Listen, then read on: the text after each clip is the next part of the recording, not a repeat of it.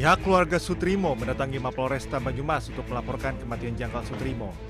Mereka meminta agar misteri kematian Sutrimo diungkap dan diusut tuntas secara transparan. Keluarga juga tidak keberatan jika makam Sutrimo digali untuk proses otopsi. Pihak keluarga mengaku barang berharga Sutrimo tidak diserahkan saat penyerahan jenazah kepada pihak keluarga. Sebenarnya sih buat keluarga enggak merelakan buat digali lagi.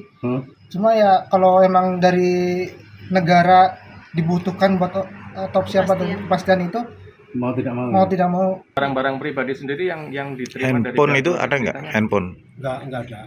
nggak nerima handphone dari korban? Enggak ada. Nggak ada ya? diterima apa aja Pak ya, pada saat itu Pak? Yang diberikan KTP sama santunan sebesar 20 juta. Sementara kuasa hukum keluarga Sutrimo, Aan Rohaini, mengungkap awal kejanggalan dalam kasus kematian Sutrimo. Ia mengungkap keluarga tidak pernah menerima dokumen dan barang pribadi milik Sutrimo termasuk ponsel pribadinya. Pihak keluarga pun akhirnya memperlihatkan percakapan terakhir Sutrimo di aplikasi pesan singkat. Hal tersebut yang memicu keluarga melaporkan kasus kematian Sutrimo. Adanya dugaan kejanggalan di berita ya, karena kalau keluarga taunya sebenarnya pada saat itu tidak ada kejanggalan ya Mas ya, tidak ada kejanggalan karena sudah bersih gitu kan. Pada saat tahu-tahu kan karena dari berita, karena simpang siur berita begitu kan segala macam, apalagi mohon maaf ada tuduhan katanya keluarga itu nggak ngelapor gara-gara dapat uang semiliar ya. Artinya keluarga juga ingin tahu, ingin memastikan ya kepastian hukumnya seperti apa, apakah itu memang kematiannya wajar atau tidak. Pihak keluarga Sutrimo berharap tak ada fakta yang terlewat dalam proses penyidikan dan seluruh keterangan maupun bukti yang ada dapat diuji secara hukum. Tim Liputan iNews melaporkan.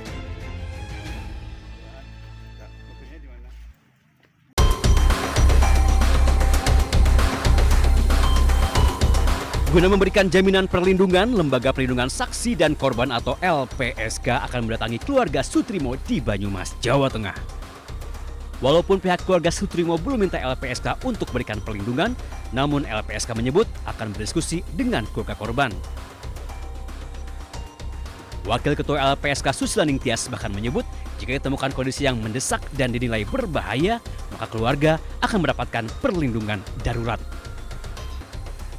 Sementara itu, menurut Fitra Romadoni, keluarga Sutrismo mengaku ketakutan, apalagi kematian Sutrismo dikait-kaitkan dengan nama-nama orang besar. Keluarga pun meminta perlindungan ke Polresta Banyumas. Kita ketahui korban ini meminta perlindungan kepada Polres Banyumas untuk dilindungi terkait dengan perkara tersebut karena pengakuan keluarga korban ini adalah perkara orang-orang besar, jadi mereka juga ketakutan. Dengan hadirnya petisi ahli, kita membantu ya korban dan keluarga korban untuk mengungkap kasus ini. Disebut orang dekat Febri Adriansyah, Sutrimo meninggal dunia di Rumah Sakit Muhammadiyah Taman Puring, Jakarta. Kematian Sutrimo lalu dinilai janggal. Saat tiba di rumah sakit, mulut dan hidung korban mengeluarkan cairan dan busa.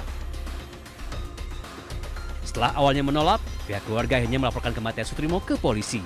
Polisi rencananya akan membongkar makam Sutrimo untuk melakukan ekshumasi. Tim Liputan iNews melaporkan. Mundur.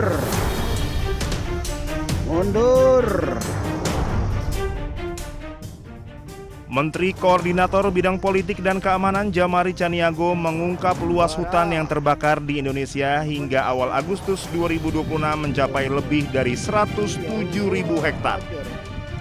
Jamari memaparkan ancaman kemarau ekstrim ini menuntut penanganan ekstra cepat dan terukur dari seluruh pihak yang terlibat di lapangan. Ia berharap seluruh tim gabungan dapat menahan laju perluasan area terbakar melalui pengerahan personil secara masif. Guna menunjang pemadaman dari udara, pemerintah telah menyiagakan puluhan armada. Tim ini siap diterjunkan ke titik-titik krusial.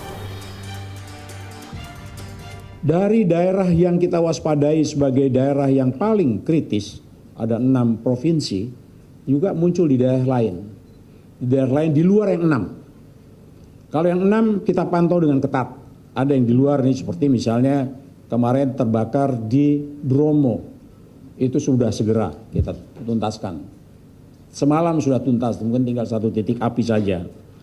Kemudian di Jawa Barat juga sudah selesai di Gunung Gede Pangrango di situ. Itu pun sudah selesai. kemudian di sekitar Rinjani juga ada, itu juga sudah selesai.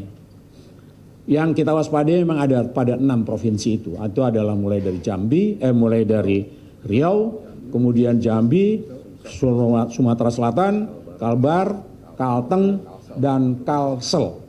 Dan itu pun sudah kita kendalikan sampai dengan saat ini. Beberapa laporan tadi yang disampaikan oleh para gubernur, para kepala daerah, juga sudah meyakinkan bahwa keadaan itu akan kita hadapi dengan cepat. Sebelumnya, Menteri Keuangan Purbaya Yudi Sadewa mengatakan pemerintah tengah menyiapkan paket stimulus pada semester 2 2026 untuk mengantisipasi dampak El Nino yang sudah mulai aktif sejak Juni dan berpotensi mempengaruhi berbagai sektor. Purbaya mengatakan Presiden Prabowo Subianto telah menginstruksikan agar stimulus tersebut segera disiapkan sebagai langkah antisipasi terhadap potensi dampak El Nino terhadap perekonomian. Sekiranya akan diumumkan kapan Pak untuk El Nino, stimulus El Nino? Diumumkan kapan kira-kira Pak? Begitu selesai ya kita jalan, masih diskusikan sekarang. Ini kan kalau diskusi kadang-kadang nggak langsung sejam selesai, beberapa lama. Kami sedang menunggu kementerian terkait mengundang kami untuk masalah kebijakan stimulus itu. Hingga kini pemerintah belum menetapkan nilai anggaran maupun rincian program karena proses pembahasan masih berlangsung. Purbaya menjelaskan Kementerian Keuangan masih menunggu usulan dari Kementerian Teknis sebelum stimulus tersebut diputuskan. Dari Jakarta, tim liputan Anyus melaporkan.